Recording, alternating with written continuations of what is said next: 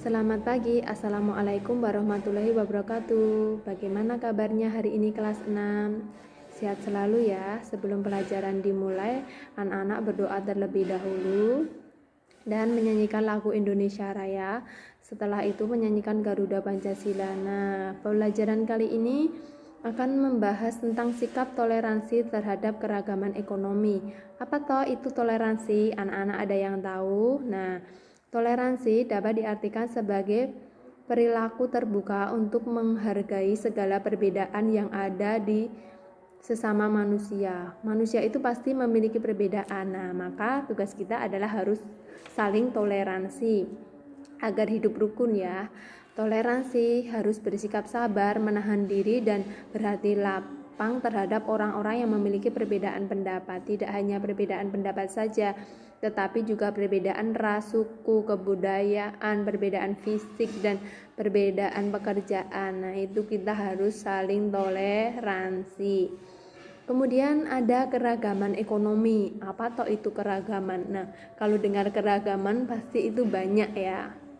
Nah, keragaman ekonomi adalah perbedaan tingkat ekonomi suatu masyarakat seperti tingkat perbedaan komoditas utama.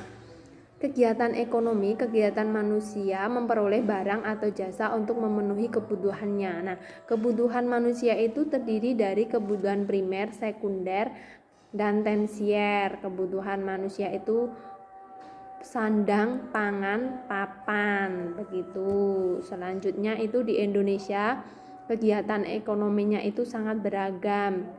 Yang pertama ada perdagangan. Perdagangan biasanya berada di mana? Di pasar. Selanjutnya ada pertanian. Nah, pertanian itu berada di sawah. Nah, sawah itu kalau anak-anak mau berangkat sekolah itu melihat ya, melewati sawah. Nah, sawah itu ditanami oleh petani. Para petani itu biasanya menanam padi, menanam jagung, menanam kacang, dan ada juga yang menanam sayur-sayuran seperti cabai, seperti tomat, kemudian ada yang pare dan sebagainya. Kemudian selanjutnya ada perkebunan. Perkebunan itu berada di daratan tinggi. Kalau perkebunan biasanya ada perkebunan teh, ada perkebunan kopi, selanjutnya ada perikanan. Nah, kalau perikanan berarti ini yang menjual adalah pelayan kalau yang di dekat di laut. Kemudian ada peternakan. Peternakan ini mungkin berada di sekitar lingkungan kita. Mungkin ada yang berternak sebagai ayam, peternak bebek, peternak kambing, peternak sapi. Kemudian ada perindustrian. Kalau perindustrian ini berada di kota. Kemudian ada kehutanan, biasanya banyak di daerah Kalimantan. Kemudian ada pertambangan juga ini di daerah Kalimantan. Kemudian dengan adanya keberagaman ekonomi, maka kita harus menumbuhkan sikap toleransi. Dengan apa toh kita toleransi itu? Satu, menghormati pekerjaan orang lain, tidak merendahkan pekerjaan orang lain, tidak mengejek pekerjaan orang lain, bangga dengan pekerjaan orang tua, tidak menyombongkan pekerjaan orang tua. Begitu kita harus bisa bertoleransi sesama manusia. Selanjutnya kita akan membahas tentang reklame. Ada yang tahu reklame? Mungkin anak-anak kelas 6 sudah pernah melihat reklame, tapi belum tahu itu yang namanya reklame, begitu ya.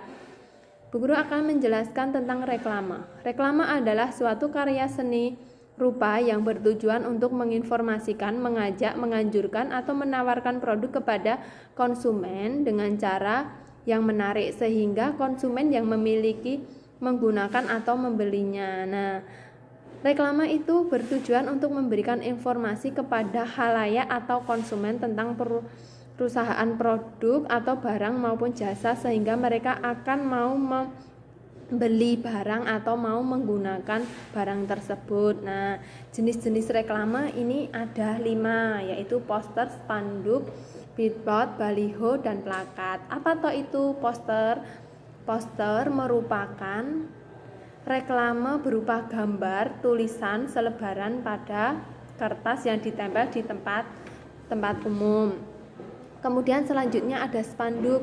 Spanduk itu merupakan jenis reklame visual yang terbuat dari kain memanjang yang dipasang melintang, biasanya berada di pinggir jalan dengan 2 tiang atau biasanya dengan 2 pohon diikat seperti itu ya, biar membentang. Kemudian ada baliho.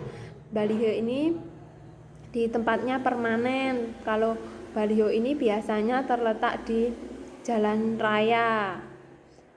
Jalan raya yang besar itu yang tempatnya permanen, yang terbuat dari besi begitu, yang terletak di atas. Kemudian yang kelima ada plakat. Plakat itu merupakan bentuk yang hampir sama dengan poster, namun ukurannya lebih kecil, biasanya ditempel di tembok atau di pohon di tepi jalan. Kemudian syarat-syarat reklame. Yang pertama itu warnanya, tulisannya, gambarnya kelihatan mencolok agar mudah terlihat oleh khalayak ramai. Yang kedua, kata atau kalimat yang digunakan itu harus jelas, singkat, dan mudah dimengerti. Yang ketiga, reklame hendaknya diberi gambar, warna, maupun bahasa yang menarik dan mudah diingat setiap orang. Yang keempat, reklame hendaknya mengandung pesan yang benar dan jujur, tidak boleh menipu. Yang kelima, dipasang di tempat strategis agar banyak orang yang melihat atau membaca reklame tersebut. Nah, ini ada contoh-contoh plakat, warnanya itu menarik, tulisannya singkat, padat dan jelas. Kemudian ada spanduk, ada baliho, ada billboard, ada poster. Nah, nanti ada tugas dari Bu Guru. Di sini Bu Guru sudah tuliskan soalnya. Soalnya ada 5. Nanti soalnya itu ditulis di dalam kertas folio, ditulis soalnya. Jangan lupa nanti dikasih nama, nomor absen kelas, tugas hari ini ya.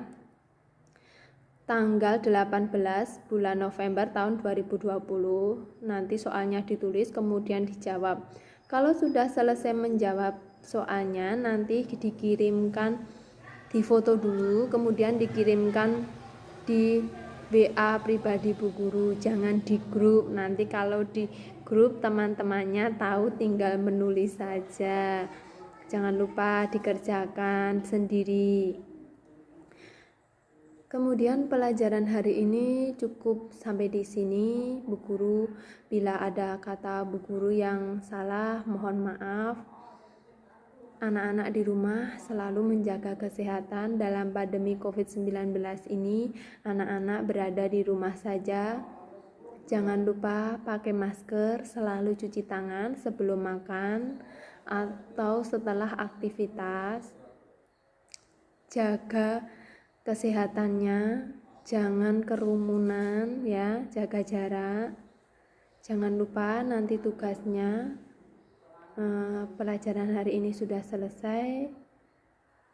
Nanti berdoa selesai pelajaran. Setelah berdoa selesai pelajaran, nanti anak-anak menyanyikan lagu Halo Halo Bandung. Begitu ya. Sekian dulu. Akhirul kalam. Wassalamualaikum warahmatullahi wabarakatuh. Terima kasih anak-anak kelas 6. Selalu belajar di rumah dengan semangat.